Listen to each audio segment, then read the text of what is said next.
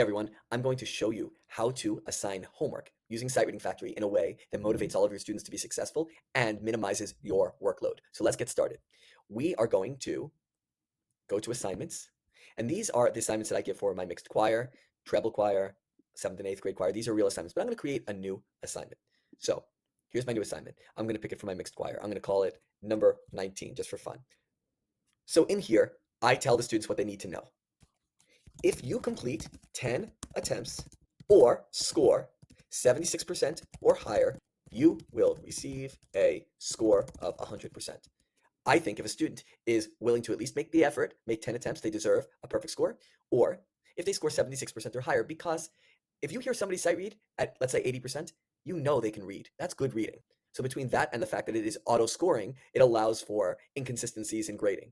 Now, if a student does less than 10 attempts, I say if less than 10 attempts, if they score 51% to 75%, they're going to get a 75%. If they score 26% to 50%, they're going to get a 50%. So I'm rounding it up. And if they score 1% to 25%, they get a 25%. And obviously, if they don't complete it, incomplete equals 0%. And I say, if you submit it late, you receive 10-point deduction. And when I recopy this assignment over and over again, this is what stays. Now, I allow students unlimited attempts. Why? Because even though after 10 attempts they get a perfect score, what if they want to do more? This motivates them because maybe they've done 10 attempts and they're not happy with their 10th attempt. Maybe they want to work harder. Maybe they want to do 20 attempts. It's up to them. Okay? I don't want a completion notification because I'll see it in the gradebook when I check it. I pick a due date. Do I want to schedule a release date? Yes, because I don't want them to see it right now. I'm going to release it on January 31st. Now, do I want the computer to instantly grade? Yes, I do. I highly recommend doing it on lenient because if you do moderate or strict, it's really focused more on perfection rather than whether they kind of got it or not. So I highly recommend going on lenient. Now, I'm in New York State, so I use the New York State levels. My students can choose them. Now, I also use Sight Reading Factory levels because I want to challenge my students. So my students get to choose the level that they want to go on. These are the levels that they will get to see, but I won't let them choose what key they want to be in. That's my choice. So I'm going to choose all of the viable keys, the ones that I think are ones worth doing. Okay. Next, do I want the student to choose the time signature? No. I'm going to keep it on simple meter. I don't use simple meter and compound meter like 6/8 in the same assignment because you can only pick one metronome marking, and a metronome marking that is the right speed for simple meter is going to be too fast for compound meter. I just spoke with Don of Sight Reading Factory. This is something that he's looking to change in the future where you can choose all the different time signatures that you would like. You click a tempo for simple meter and a tempo for compound meter, but right now we don't have that. I want 8 measures, tempo marking at 60. And do I want to subdivide or not? Don't subdivide. So if you are going to auto grade, meaning you're not grading and the computer grades it, you need a metronome because students need to keep a beat. I would say for this assignment, don't subdivide. I also recommended that there was an option here where you can choose as a student whether you want subdivision or not, rather than me controlling that.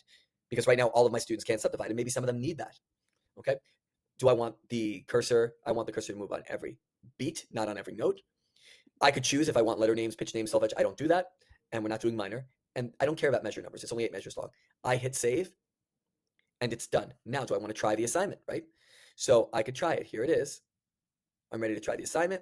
I test the microphone. I skip the microphone, and I pick my voice part, alto, tenor. Let's say I'm going to go on level 4. Oh, I picked alto. So let's go back.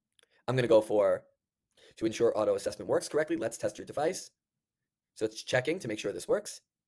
My speed is good enough. Now I need to do,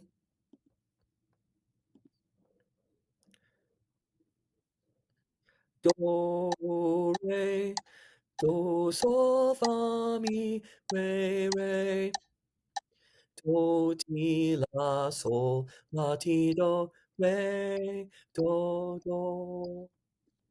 I got a 96%. Before it's submitted, I looked and it's telling me that I was out of tune here. Now, I can click on this right here and I can see each note. So now if I'm happy with this, and I know that these are actually right. I said 96, these are right. And again, I got over 75, so I could submit it, but I might say, you know what, I want another attempt. So try another one. Let's try another one. Here we go. I got my starting pitch. 1, 2.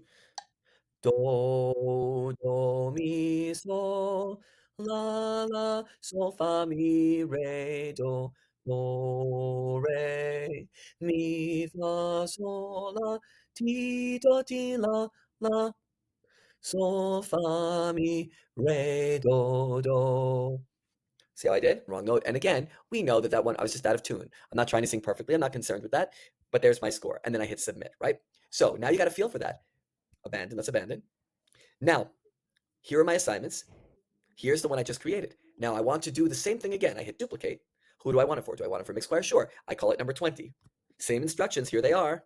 Allowing unlimited attempts. It's the same assignment.